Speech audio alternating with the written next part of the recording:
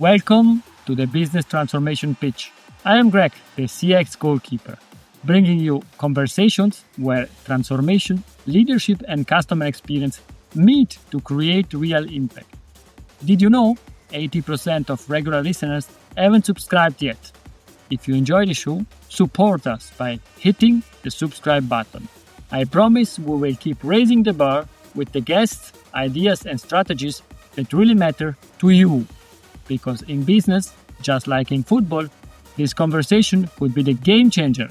I am Greg's AI-based assistant, and today's episode tackles a question many leaders quietly struggle with. How do you make the right decision when the future is unclear? Greg is joined by Thomas Zimmerer to explore why boards often get stuck in analysis paralysis and what to do instead. You'll hear why great leaders make uncertainty explicit, challenge hidden assumptions, and use data, technology, and AI to move faster rather than waiting for perfect information. This conversation will change how you think about uncertainty. Ladies and gentlemen, welcome to the Business Transformation Pitch with the CX Goalkeeper. Today I'm super thrilled because I have Thomas Zimmerer together with me. Hi Thomas, how are you? Hi Greg, nice to meet you, and I'm very good today. Thank you very much.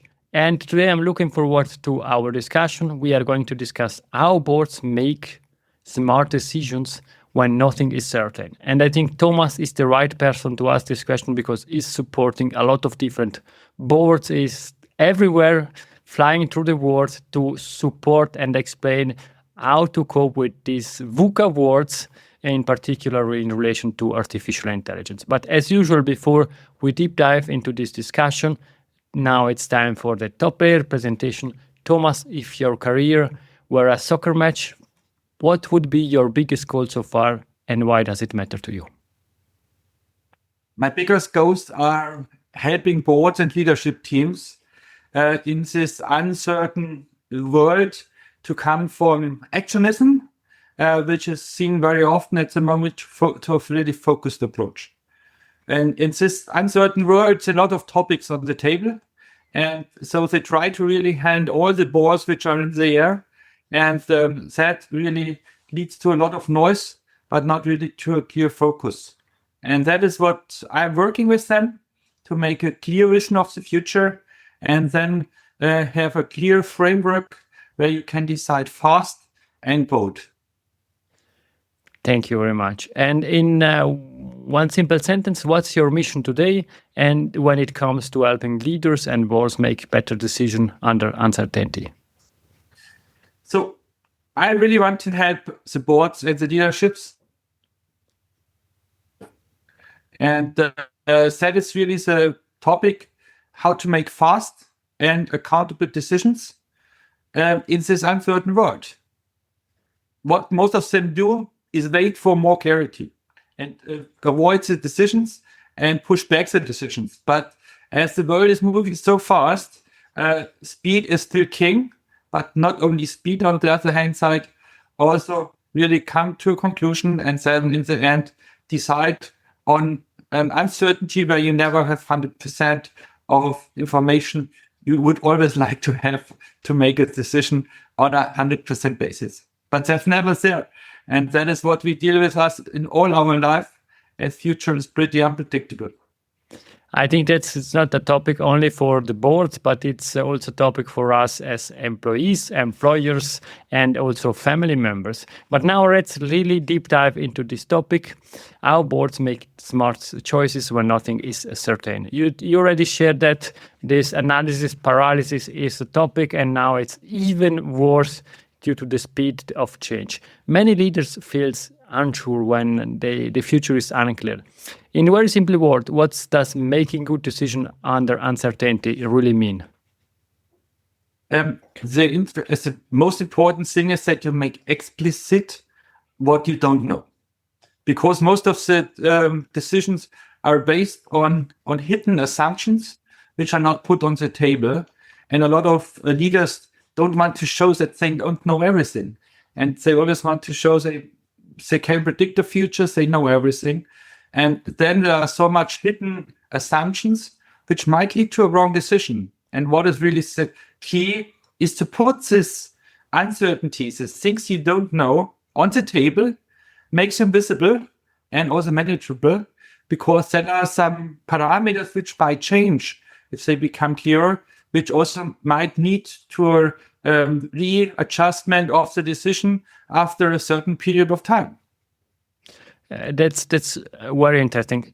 Perhaps to make it a bit more tangible, you say putting this uncertainty, these unknowns on the table. It's really when you are doing workshops with the boards, you're really writing that down, or how are you structuring that?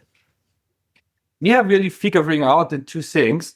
The one is where we think we really have clear visibility and clear data. And then we put them in the second bucket, what we say, what are assumptions? Where do we have uncertainty? And how do they affect the decision in the end?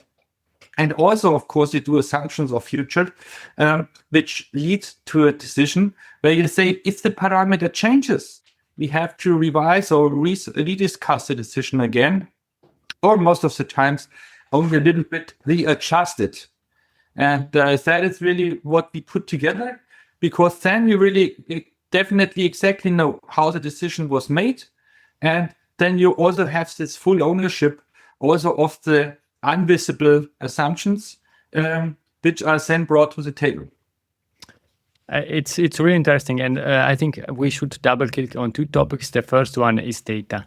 The amount of available data is increasing dramatically. Everything is now data, and we can transform every conversation into structured data.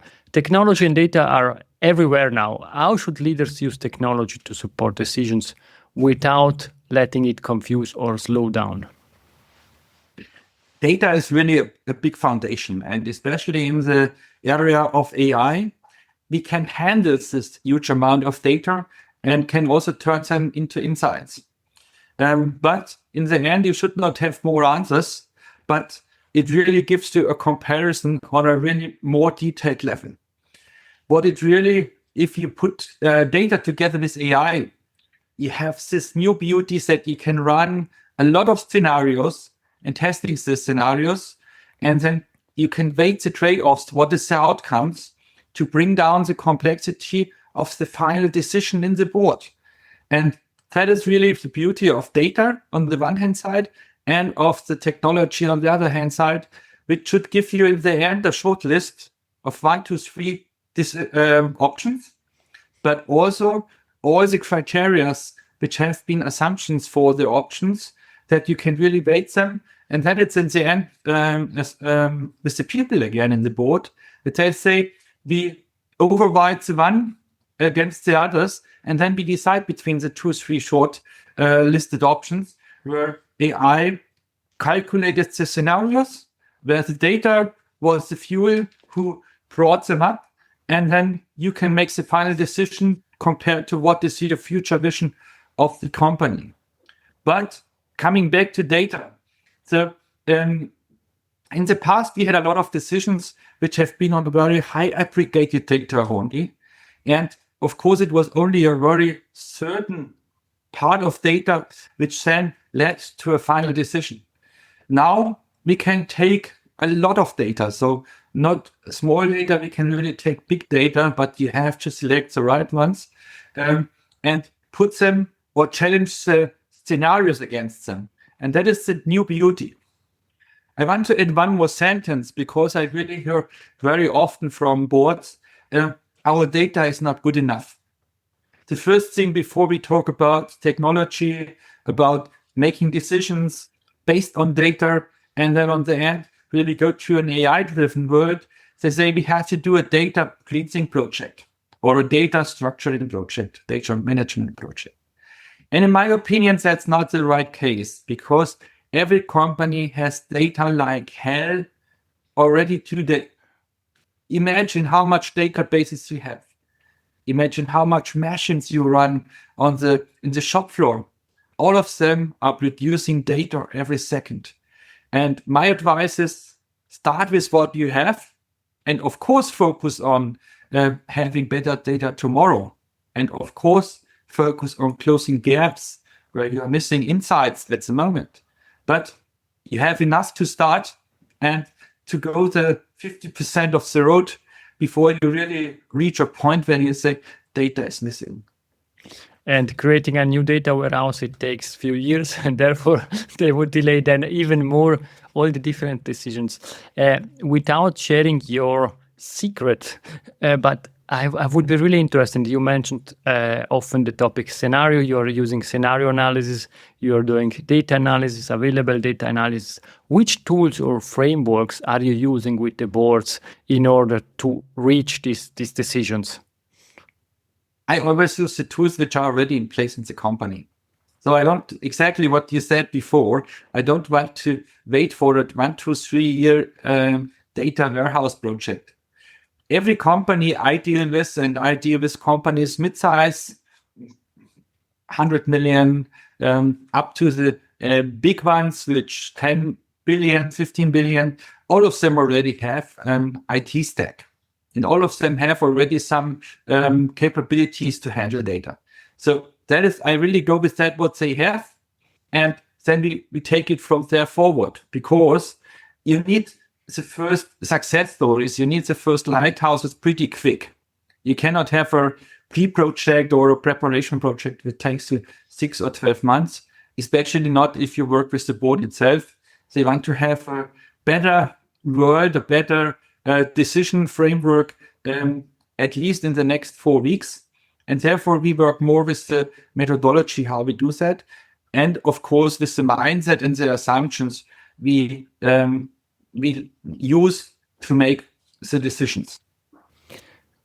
Thank you. You mentioned earlier the topic ownership, taking ownership about the decisions. And now we mentioned a bit technology. If these decisions are supported by AI, is then the ownership with this decision with the board members themselves? Is that with the AI? How do you see that, and how do you manage that? That is the most important point, to be honest. When I see decisions fail, it's because of missing ownership. And it's one of the buzzwords everybody says, of course, I have ownership as a board member and so on. And then you give it to a committee and whatever. In the end, if you put all the assumptions on the table, and if you have a clear 100% ownership, and in my opinion, the best ownership is where really one person is the final owner in the end. And of course, it's always a team approach, but you really need the 100% ownership to have a successful decision execution, or even the future you want to predict with that. And that is really the most important thing. And that's also the most important thing of board decisions. Of course, a board always decides together as a team, but in the end, you have at least one board member who is really taking 100% ownership of that and driving it forward. And that is, in my opinion, the biggest success factor. And that is also what has lacked a little bit in the last few years, that this 100% ownership, and ownership doesn't mean only of the upside, if everything is nice and if you can get some rewards of that, but also of the downside, if something fails. If assumptions have been wrong, you also need 100% ownership, because only with that you have a 100% person which is that taking the action to adjust it, to review it, to bring it back on track. Coming back to your question about AI, you can never delegate strategic decisions to an AI, because, as he said, you need persons who really drive it 100%, 150% with full power forward. And therefore, AI can help you. AI can do a great job to come to the right conclusion in the end. But it's always the board who decides. It's always a team which brings up the final shortlist and really also explains it. And in the end, it's a ownership of a person, of a human, who is the really thing which makes a success. And I think you're speaking about ownership, about the future. about which type of timeline are we speaking about? Because I still know board members that want to have a 3 years plan, others that say it's not possible, and then they have a lot of discussion. What can be planned in future? For how long can be planned in future from your point of view? So what the thing is already a best practice since 10 years is a rolling forecast. That you don't do really a year plan, that you don't do a 3-year plan and a 5-year plan, that you really have an always on planning, and that you also have an always on strategy.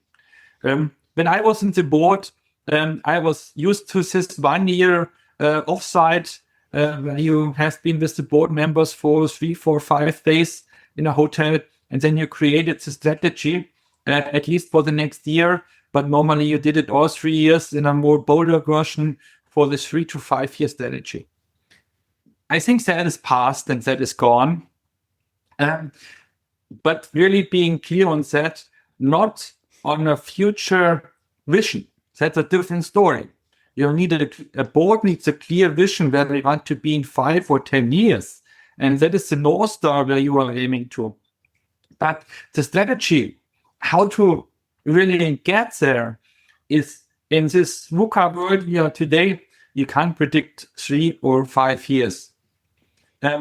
Thinking back about when Russia attacked Ukraine, I have been with one of my clients in a board workshop exactly at that day, and we had already 2 days where we talked about strategy for the next 1, 2, 3 years. And then on Thursday morning, we heard the news that Russia attacked Ukraine. And then everything was obsolete. What we discussed on Tuesday and Wednesday was completely gone because we had a new world overnight. And that is what we also discuss very heavily in the Swiss Board Foundation, where we come to the conclusion that strategy is an always-on process. Of course, you are not writing a new strategy every month, but you at least review it and you at least challenge it every 1, 2, 3 months. Are we still on track? Are the assumptions we made for the future still valid, or have the things changed? Think about the tariffs of Donald Trump. They come overnight or they go overnight. And that is a whole different world for us in economy, in business, which markets we can attract, and so on. And therefore, we really have to be more flexible. But the new world with data and AI gives you this flexibility that you can do that really on a day-to-day or at least on a month-by-month basis. That's really interesting. And you're advising boards taking decisions on the short term. You already mentioned the importance of ownership. In relation to risk management, what's your advice to board members taking decisions in an uncertain world? The board members are there to take risks. They are not there to approve things which are 100% clear. Therefore, you don't need a board member. That can be done from an officer somewhere down in the front office. And therefore, why we need boards is because we have some uncertainty and that we have never 100% clear decision left or right. That can be done by an AI, that can be done by some people who execute. Therefore, we have to, in the board, we have to take the ownership and we have to take the risk. And then we also have to stay there if it goes wrong.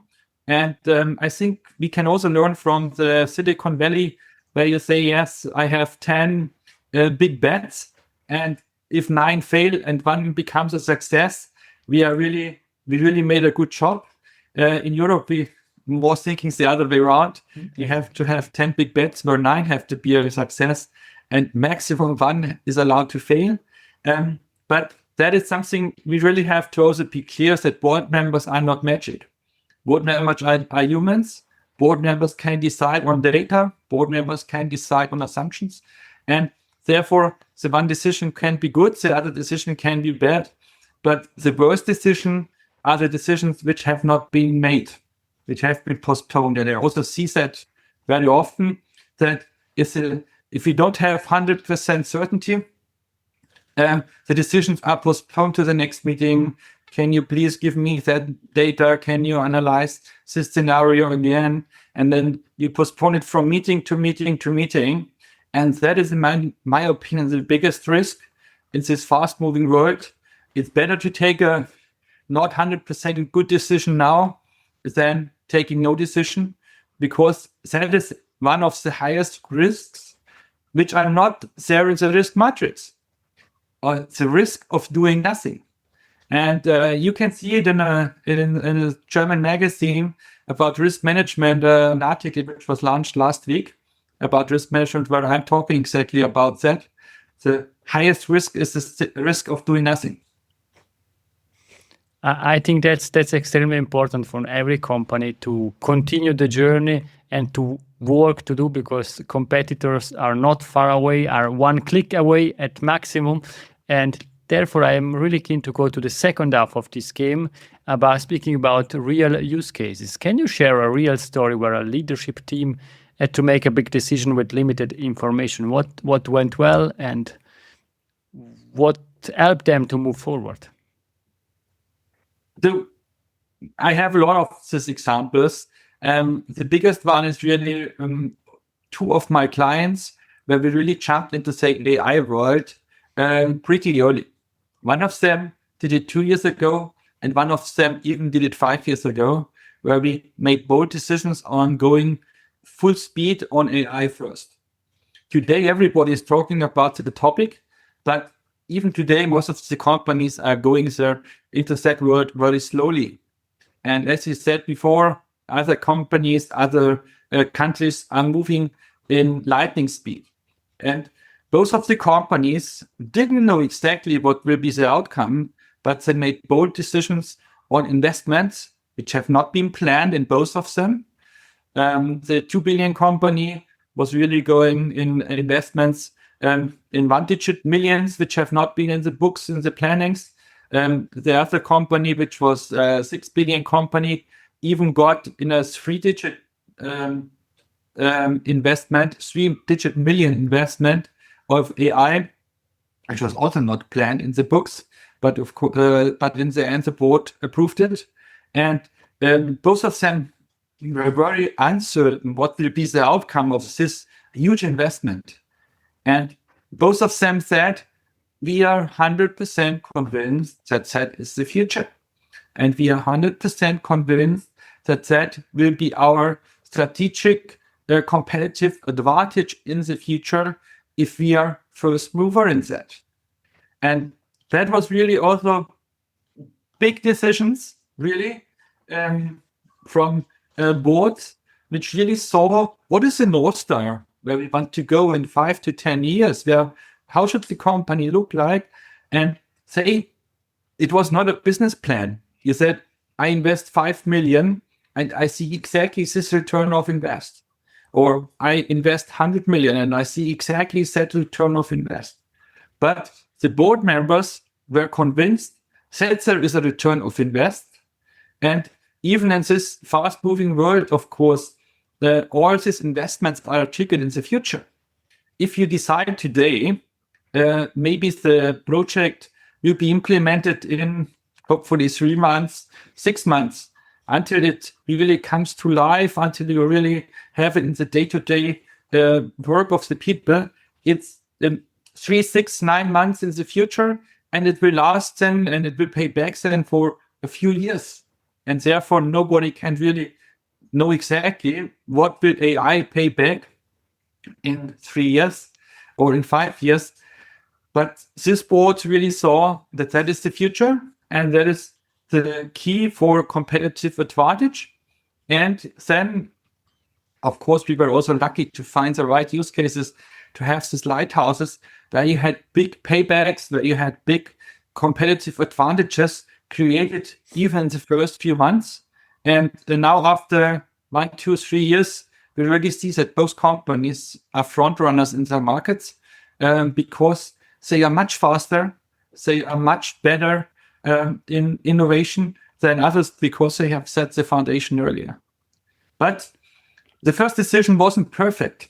We had to adjust it, and we never knew if it is the right one 100%, but it was fast and it was fully owned from the CEO and from the whole board. And that's why it worked. And that's why we also could easily adjust it a little bit if we saw the direction is only 80% right and not 100%. And we could do a lot on the go because we had this 100% full ownership of the top management. I think you're closing the circle with this example, but I still wanted to ask one question about perhaps the decision that did not went as expected or as planned. What did the board then or the leaders learn from that experience? Because of the ownership, they learned a lot. They learned what assumptions have been wrong. They learned, especially in these two cases, we learned that the key was not the technology.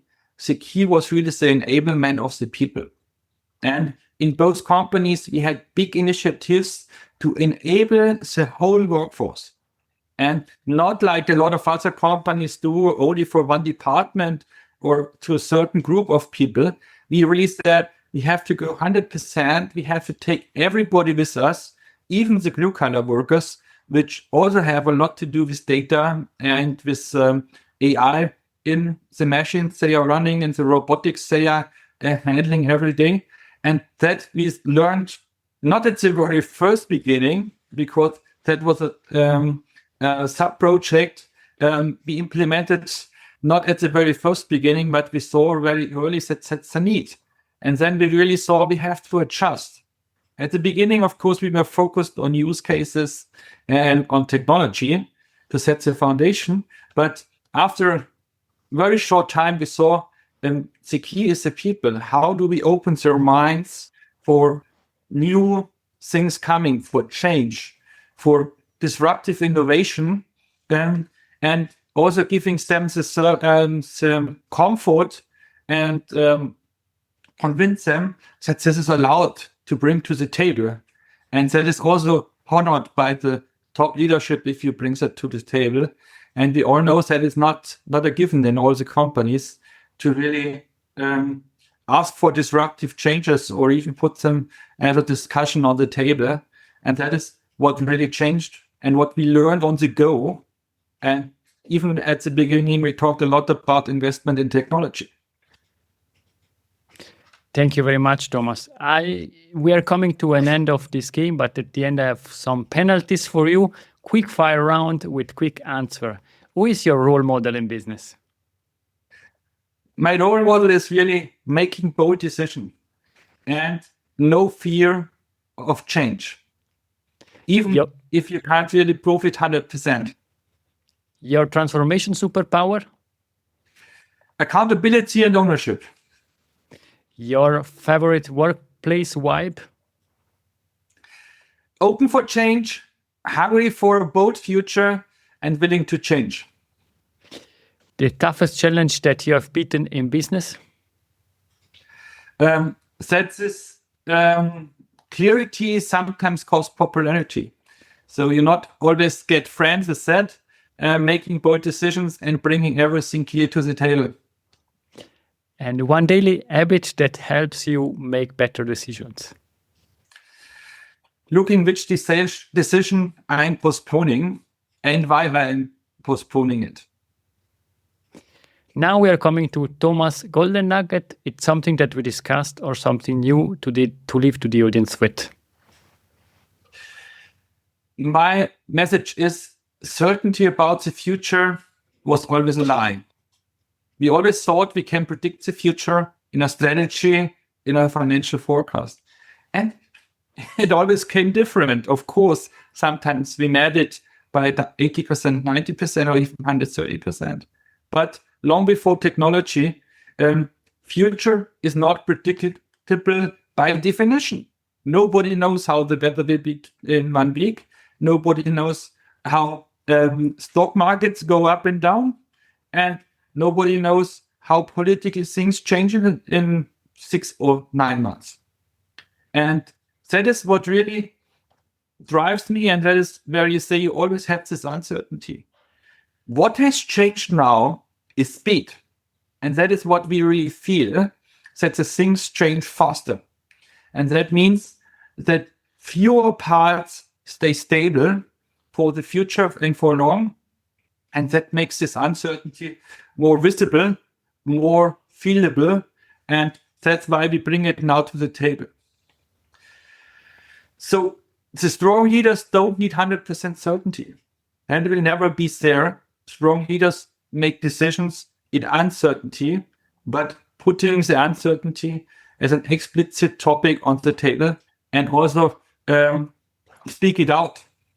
And that is my advice for everybody. Even as a leader, it's not bad if you say, I'm uncertain on the balance and the topics. I made this and this assumption, but we have a clear North Star where we are aiming to. The only thing that I can say, Thomas, is thank you very much for your time. It was a great pleasure to have you on the business transformation pitch. Please stay with me. To the audience for today, it's everything. I hope that you enjoyed this discussion as much as I did. You will find in the show notes all links that point to Thomas' LinkedIn, Thomas' webpage, and so on. If you have any questions, feel free to contact Thomas or to contact me. I will be happy to forward that to Thomas. Thank you very much, and bye-bye.